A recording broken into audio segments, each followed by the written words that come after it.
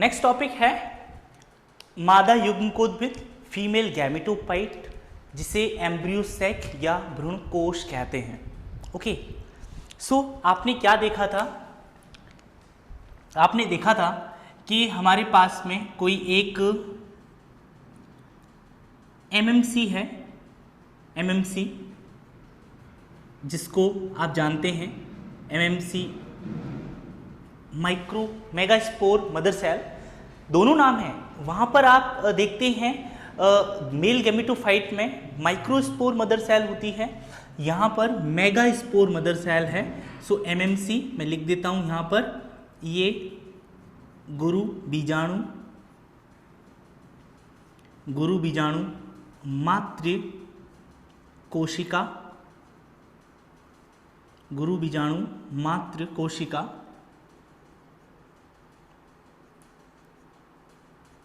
Okay. आप देखते हैं इसमें मियोसिस या अर्धसूत्री विभाजन होता है, अर्धसूत्री विभाजन होता है, और इस अर्धसूत्री विभाजन से, इस अर्धसूत्री विभाजन से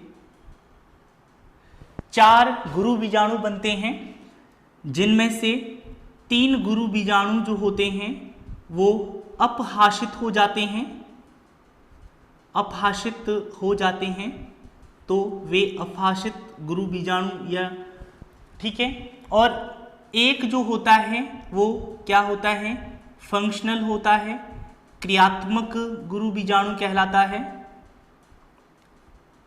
क्या कहलाता है? फंक्शनल मेगास्पोर या क्रियात्मक गुरु बीजाणु। ओके, और इसी क्रियात्मक गुरु बीजाणु से, इसी क्रियात्मक गुरु बीजाणु से किसका निर्माण होगा? भ्रूणकोश या मादा युग्मकोद्भिद का निर्माण होगा। तो समझना, एक क्रियात्मक गुरु बीजाणु, एक क्रियात्मक गुरु बीजाणु फंक्शनल मेगास्पोर से भ्रूणकोश,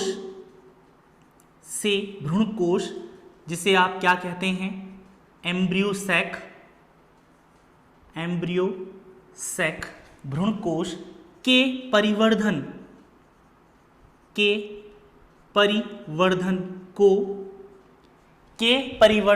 को 2 वर्ड दे रखे हैं, देखो, के परिवर्धन को एक बीजाणुक क्या कहते हैं? एक बीजाणुक, एक बीजाणुक मीन्स मोनोस्पोरिक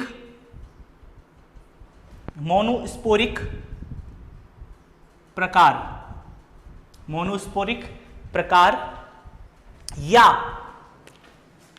या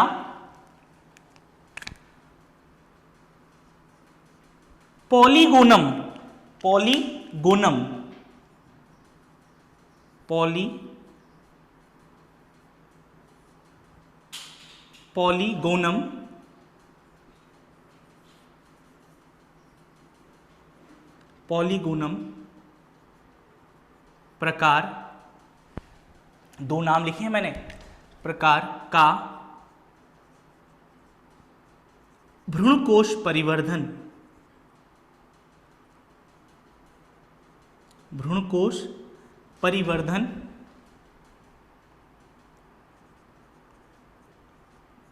means embryosac development,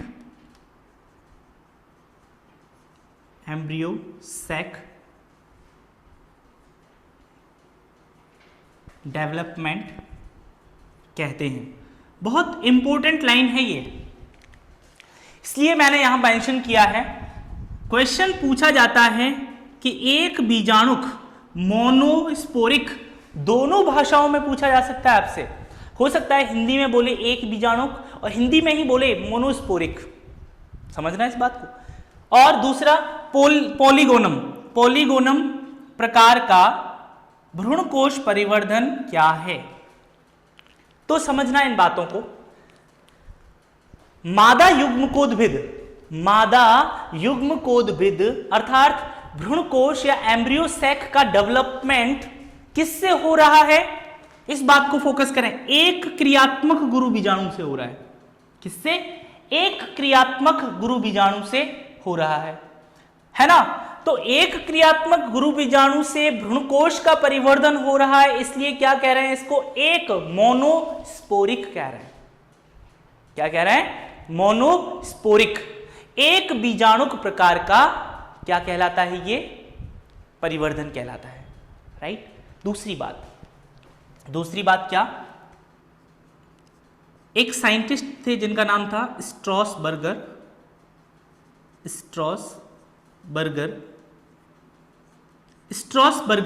ने इसे पॉलीगोनम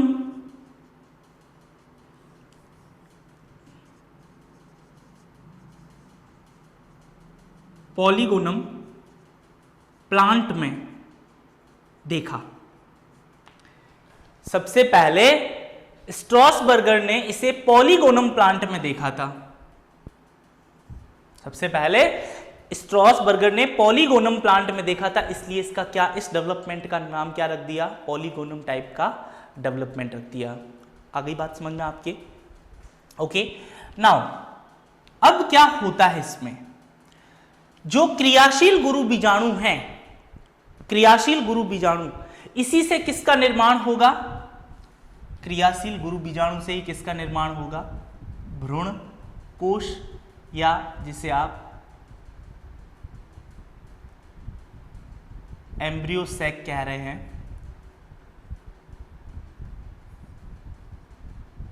एम्ब्रियो सैक का परिवर्धन होगा। इसलिए क्रियात्मक गुरु बीजाणु को, इस बात को दिमाग में रखना आप, मैं किसकी बात कर रहा हूं? क्रियात्मक गुरु बीजाणु की बात कर रहा हूं। ये क्या है आपका? क्रियात्मक गुरु बीजाणु। क्रियात्मक गुरु बीजाणु, फंक्शनल मेगास्पोर। प्लॉइडी कैसी? और प्लॉइडी कैसी होगी? एन। क्यों? क्योंकि अर्धसूत्री विभाजन से बना है। तो क्रियात्मक गुरु बीजाणु से भ्रूणकोश का निर्माण होगा। और इसलिए इस क्रियात्मक गुरु बीजाणु को ध्यान रखिएगा, क्रियात्मक गुरु बीजाणु के लिए एक शब्द कहा जाता है। ये क्या है? मादा नहीं, इस बात को मैं यहां मेंशन करता हूं। इस बात को क्रियात्मक गुरु बीजाणु, क्रियात्मक गुरु बीजाणु, फंक्शनल मेगास्पोर, मादा युग्मकोद्भिद,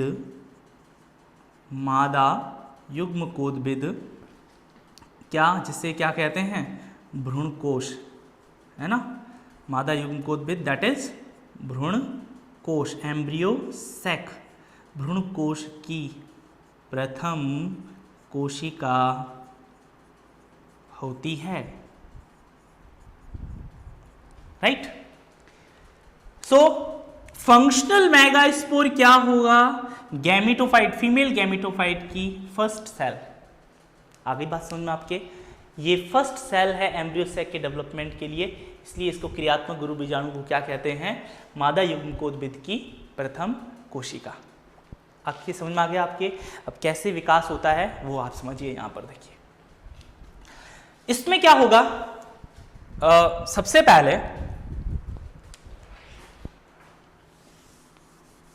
सबसे पहले हमारे पास क्या है? एक क्रियाशील या क्रियात्मक गुरु बीजाणु है।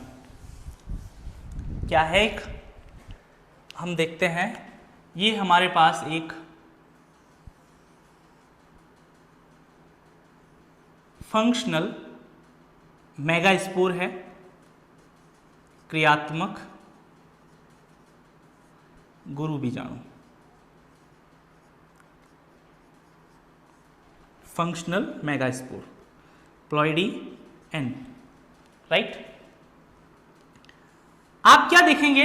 इस प्रकार के परिवर्धन में 3 समसूत्री विभाजन होते हैं। पॉलीगोनम प्रकार या एक बीजाणुक प्रकार के मादा युग्मकोद्भिद के प्रवर्धन की क्रिया में 3 समसूत्री विभाजन होते हैं। इन समसूत्री विभाजनों में क्या होता है, क्रियात्मक गुरु बीजाणु, कैसे, मुक्त केंद्र की समसूत्री विभाजन होते हैं। तो ध्यान रखिएगा, सबसे पहले केंद्रक का डिवीजन होगा, तो ये केंद्रक 2 भागों में बट गया। इसे कहते हैं 2 कोशिकीय, 2 सेल्ड कोशिकीय, 2 सेल्ड एम्ब्रियोसैक स्टेज है, 2 कोशिकीय अवस्था है। पहला समसूत्री विभाजन है, समसूत्री विभाजन। फ्री न्यूक्लियर, मुक्त केंद्र की मतलब free nuclear mitotic division, mitosis, ठीक है। अब आप देख रहे हैं इसमें क्या होता है, सेकंड डिवीजन होता है, दूसरा समसूत्री विभाजन होता है, समसूत्री विभाजन सेकंड, ये था समसूत्री विभाजन फर्स्ट। दूसरा समसूत्री विभाजन होगा तो इसमें क्या होना है, जो प्रत्येक केंद्रक है ये केंद्रक ध्रुवों की ओर मूवमेंट कर जाएगा। यहां जैसे विभाजन होगा तो विभाजन के बाद देखेंगे हम केंद्रक जो है वो किधर की तरफ मूवमेंट कर जाएगा, ध्रुवों की तरफ मूवमेंट कर जाएंगे। तो जिससे ऊपर विभाजन हुआ तो ऊपर 2 केंद्रक बन गए और नीचे भी 2 केंद्रक आ गए। और ऐसा क्यों होता है, क्योंकि हम जानते हैं कि जो फंक्शनल मेगास्पोर है इसके अंदर छोटी छोटी रिक्तिकाएं होती हैं। भाई साइटोप्लाज्म तो होगा ही, साइटोप्लाज्म भी होगा और वैक्यूल्स भी होंगी, प्लांट सेल है तो डेफिनेटली वैक्यूल्स होंगी। और इन जो कैविटी है बीच में, ये कैविटी के डेवलप होने से छोटी छोटी जो कैविटी है, वैक्यूल्स जो हैं, ये छोटी छोटी वैक्यूल्स क्या करती हैं, ये आपस में मिलकर एक बड़ी वैक्यूल बना देती हैं। और ये बड़ी वैक्यूल के बीच में यहाँ आ जाने से, ये यहाँ पर इस जगह पर आप देख रहे हैं, यहाँ पर बीच में बड़ी वैक्यूल आके एक डेवलप हो गई।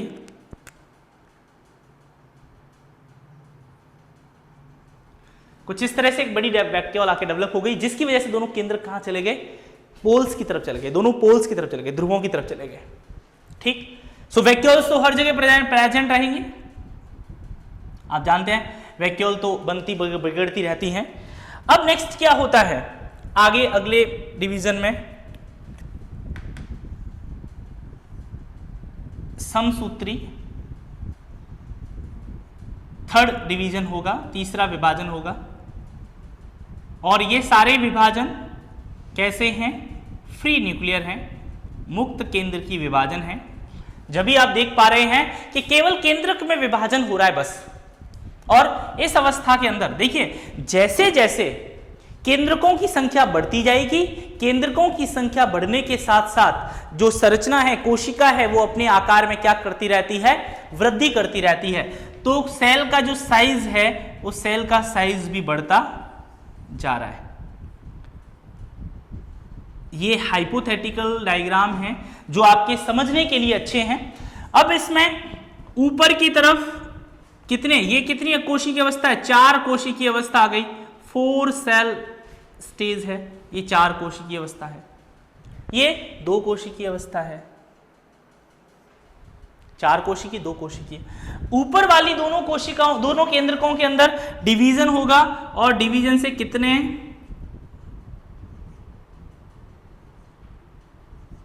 4 केंद्रक ऊपर बन गए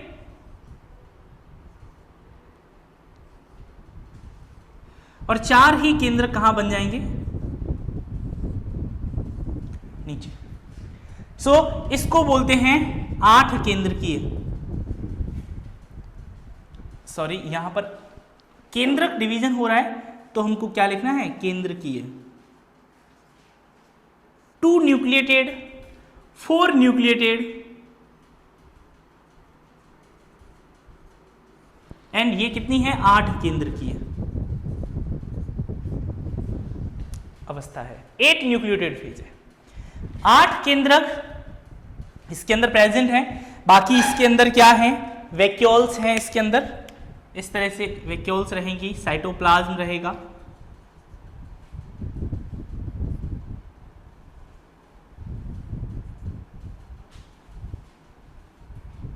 राइट।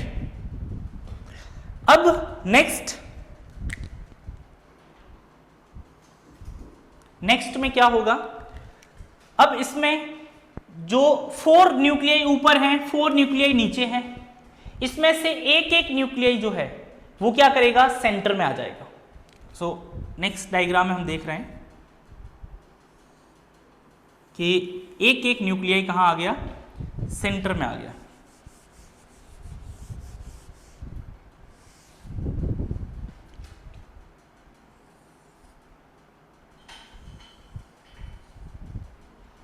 सो 3 न्यूक्लियाई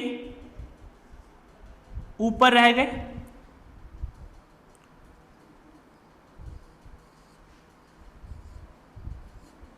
और एक एक न्यूक्लियाई कहां कहां आ गया, बीच में, राइट। एक एक केंद्र कहां आ गया, बीच में। अब क्या इसमें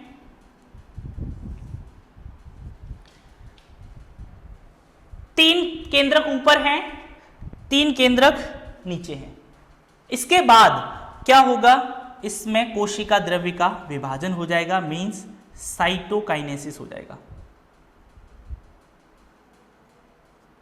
कोशिका द्रव्य का क्या हो जाएगा, विभाजन, कोशिका द्रव्य का विभाजन हो जाएगा। स्टार्टिंग में देखो ये सारी कंडीशन कैसी है, एन कंडीशन है, न्यूक्लियस जो है वो हैप्लॉइड न्यूक्लियस है। जब कोशिका द्रव्य का विभाजन हो जाएगा तो आपके सामने कैसी अवस्था बन के आएगी, उसको हम देखते हैं। देखिए ऊपर की तरफ जिसे हम निभागीय सिरा मानते हैं, ये निभागीय एंड है, निभाग सिरा,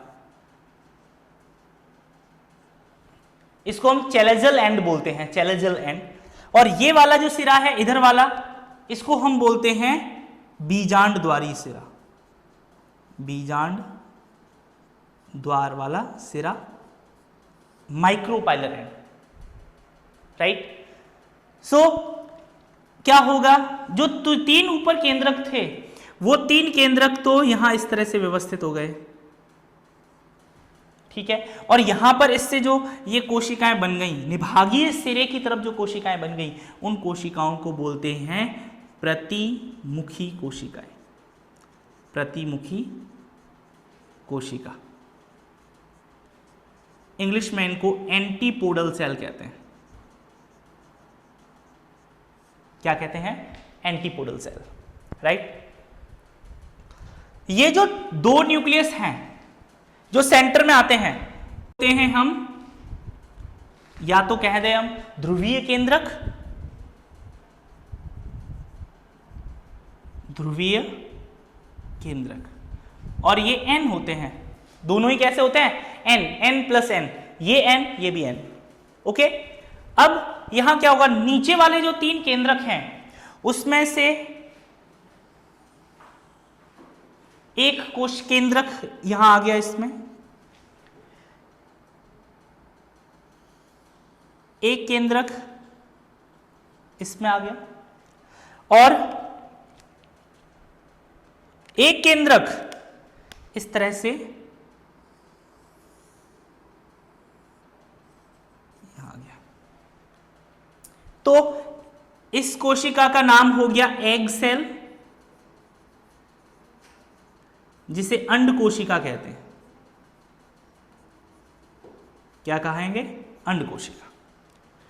और ये जो शेष दोनों कोशिकाएं हैं, इन शेष दोनों कोशिकाओं को कहते हैं सहायक कोशिका,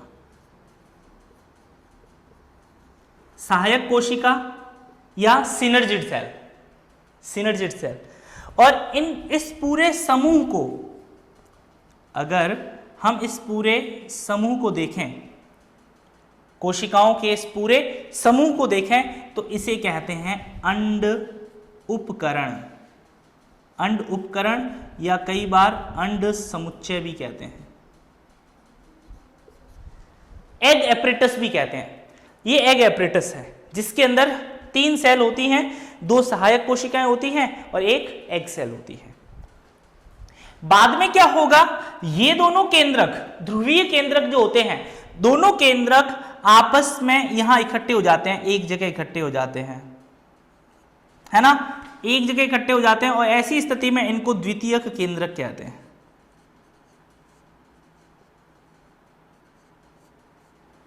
द्वितीयक केंद्रक, और ये कैसे हो जाते हैं, फिर 2n हो जाते हैं, दोनों आपस में एक ही सेल में आ गए, एक में आ गए तो द्वितीयक केंद्रक बन गए।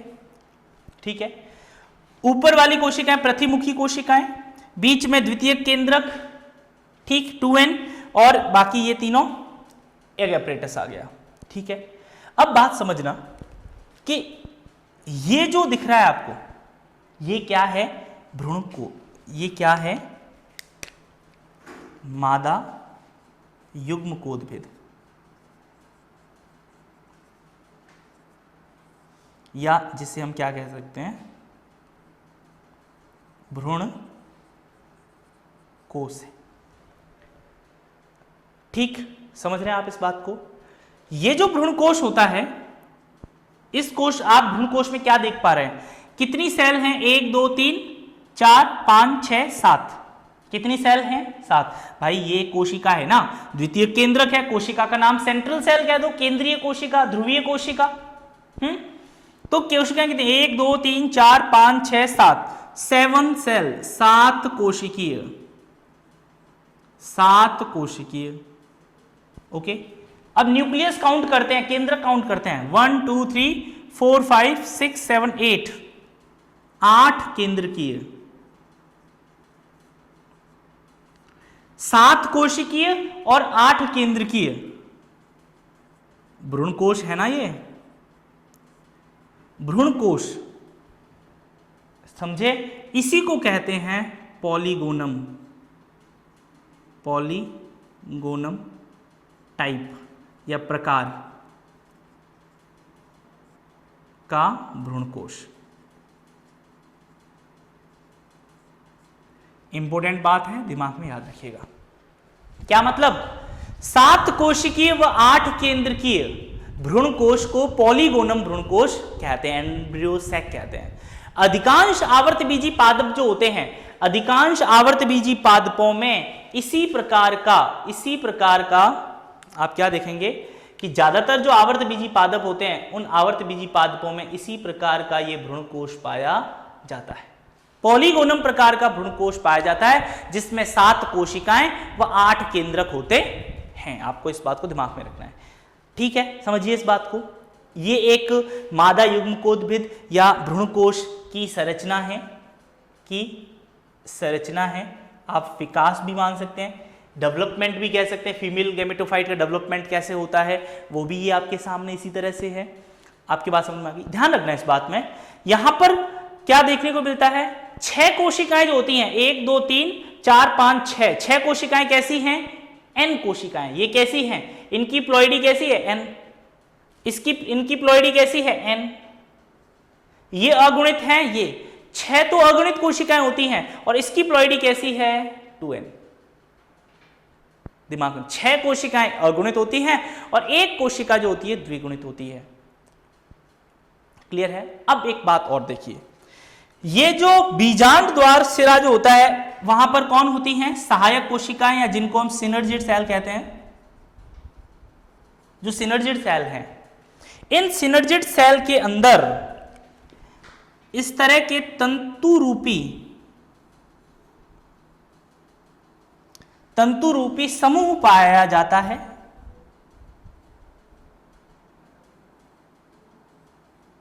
तंतु रूपी समूह पाया जाता है और इससे बोलते हैं तंतु रूपी उपकरण या फिलीफॉर्म। हिंदी में लिख देता हूं, इसका नाम इंपॉर्टेंट है, filiform apparatus, apparatus, filiform apparatus, क्या कहते हैं? फिलीफॉर्म, FILIFORM एपरेटस कहते हैं। समझे? सो ये आपकी बहुत मोस्ट इंपोर्टेंट टॉपिक है, मादा युग्मकोद्भिद का विकास या मादा युग्मकोद्भिद की संरचना। ठीक, ओके, थैंक यू।